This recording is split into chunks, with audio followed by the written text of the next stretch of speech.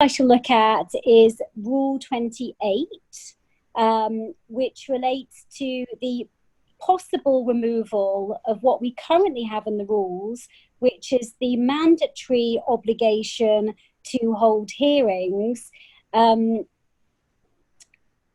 unless the parties have agreed to proceed on a documents-only basis. Now, there are two possible approaches which consultees are being asked to give their views on.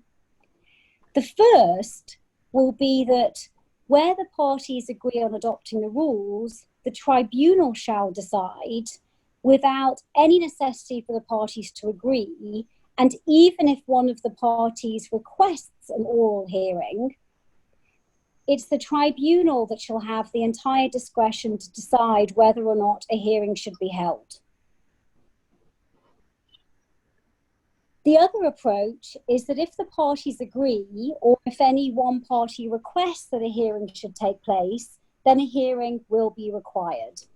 So ultimately, what consultees are being asked to decide and give their input on is what level of discretion they would like the tribunal to have in relation to whether or not a hearing should be held.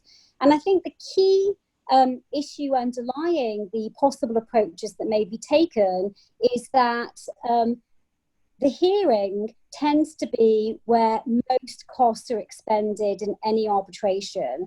So if a tribunal has more discretion to decide whether or not to hold a hearing, considerable time and costs could be saved. Whereas what we have now is that in many cases, a respondent can drag out proceedings and put a claim into the expense, the considerable expense of a hearing. And if we hand more discretion to the tribunal, there may be the possibility of an arbitration proceeding more efficiently and more cost effectively.